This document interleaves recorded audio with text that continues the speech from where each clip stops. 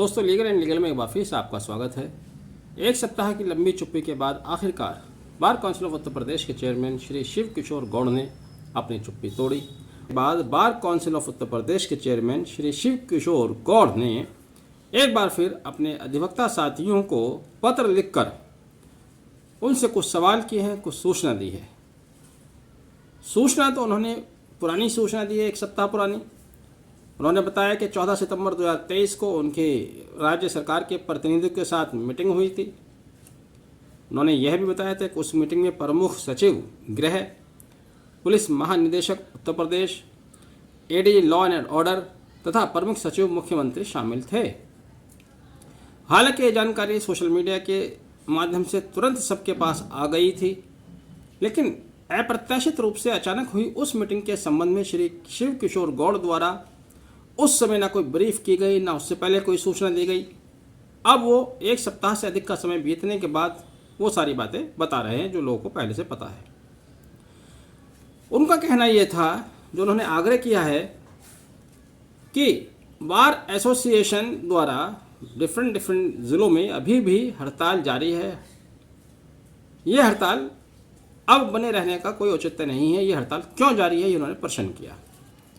चूँकि उनका कहना है कि उत्तर प्रदेश सरकार द्वारा वकीलों की लगभग सभी मांगें मान ली गई हैं, जिसमें एडिशनल एसपी तथा दोषी पुलिस कर्मियों के स्थानांतरण की बात है। एडवोकेट प्रोटेक्शन एक्ट लागू करने के लिए कुछ स्तरीय कमेटी बनाई गई है, उसकी भी उन्होंने सूचना दी कि उस कमेटी में 3 सदस्य हैं। हालांकि सूचनाएं पहले ही आ जाती हैं लोगों के पास। आजकल सोशल मीडिया का दौर है, जिसमें प्रमुख सचिव विधायी विभाग उत्तर प्रदेश होंगे, अपर पुलिस महानिदेशक अभियोजन उत्तर प्रदेश होंगे और तीसरे bar council of Uttar Pradesh की तरफ से नामित सदस्य होंगे। कुल मिलाकर ये सारी जानकारी लोगों के पास पहले से थी, जैसा कि मैं बार बार बता रहा हूँ। कहना क्या चाहते हैं थे वो? कहना ये चाहते हैं कि जिस स्ट्राइक को वो 14 सितंबर को समाप्त कर चुके हैं, उसको अब क्यों जारी रखा जा रहा है। हालांकि आप यह भी जानते हैं 29 अगस्त 2023 की घटना के बाद नेक्स्ट मॉर्निंग 30 अगस्त को शिव किशोर गौड़ बिन बुलाए हापुड़ आ गए और इस आंदोलन में हिस्सा बन गए। उन्हीं की तरफ से हड़ताल का बाकायदा कैलेंडर जारी किया गया था। उन्होंने इस लड़ाई को आगे तक ले जाने का वादा किया था, लेकिन बीच में कुछ बातें ऐसी हुई जिनसे उस समय जो उनके ऊपर लोगों ने विश्वास जताया था, वो विश्वास उनका शक में बदल गया।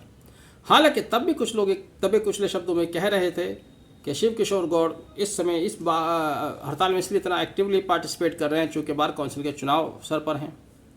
अब वही बात बार एसोसिएशन के बारे में भी बार के लोग कर रहे हैं, कुछ लोग, कि अब दिसंबर में और कुछ जगह अक्टूबर और नवंबर में चुनाव होने हैं। तो कहीं ना कहीं ये हड़ताल राजनीति का शिकार होती हुई नज़र आ रही है। इस बात में कितनी सच्चाई है अभी स्पष्ट रूप से नहीं कहा जा सकता, लेकिन कुछ चीज़ें ऐसी हैं जो वास्तव में अगर उन पर ध्यान दिया जाए तो हड़ताल अब से बहुत पहले समाप्त हो जानी चाहिए थी। उस तिथि में समाप्त हो जानी चाहिए थी जिस समय इलाहाबाद हाईकोर्ट के चीफ जस्टिस महोदय ने इसमें इंटरवीन किया, सो मोटो फाइल किया और बाकायदा हापुड़ एसपी के लिए एक आदेश जारी किया कि वो वकीलों द्वारा लाई जा रही एफआईआर तुरंत दर्ज करें। वकीलों ने उसको नहीं माना, उसके बाद भी हड़ताल समाप्त नहीं की। चीफ जस्टिस महोदय ने सरकार द्वारा बनाई गई एसआईटी में एक रिटायर्ड जज को शामिल किया, उससे भी वकील लोग संतुष्ट नहीं हुए। उसके बाद इलाहाबाद उच्च न्यायालय द्वारा एक जांच कमेटी गठित की गई, जिसमें सिटिंग जज हैं। कम से कम यहाँ पर न्यायालय की गरिमा और उसके मान सम्मान को रख लेना चाहिए था। और मुझे ऐसा लगता है कि शायद किसी उच्च न्यायालय द्वारा वकीलों को इससे बड़ा समर्थन कभी मिला नहीं है। उस समर्थन का अगर फ़ायदा उठाया जाता तो जिस तरह से इलाहाबाद उच्च न्यायालय ने पिछली तिथि पर उसमें नेक्स्ट हियरिंग डेट 12 अक्टूबर लगाई है, तो शायद 12 अक्टूबर न लगती, 2-2, 3-3 दिन की डेट लगती और नतीजे आपके पक्ष में बहुत अच्छे आ सकते थे। लेकिन फिलहाल की स्थिति यह है कि अभी भी पूरे उत्तर प्रदेश में हड़ताल जारी है। बीच में मेरठ बार एसोसिएशन द्वारा हड़ताल वापस ले ली गई थी, लेकिन दोबारा उन्होंने हड़ताल जारी की गई। अभी लखनऊ से खबर आ रही है, बीच में हापुड़ से कुछ खबर आई है। हालांकि इन बातों से ऐसा लग रहा है कि अब ये हड़ताल अपनी उस तीव्रता को कहीं ना कहीं खोती जा रही है।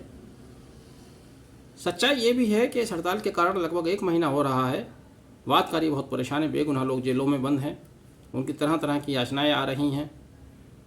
वकीलों में बहुत सारे वकील हैं जो परेशान हैं, जो इस हड़ताल को बर्दाश्त करने की स्थिति में नहीं है। न्यायिक कार्य बाधित हो रहा है, वर्कलोड तेज़ी से बढ़ ही रहा है, इसमें भी कोई दो राय नहीं है। सरकार को चाहिए, बार एसोसिएशन और बार काउंसिल को चाहिए, मिल बैठकर इस मसले को जितनी जल्दी हल कर दें, सभी के हित में होगा, अच्छा होगा। आपने वीडियो आखिर तक देखा, thank you, have a nice day.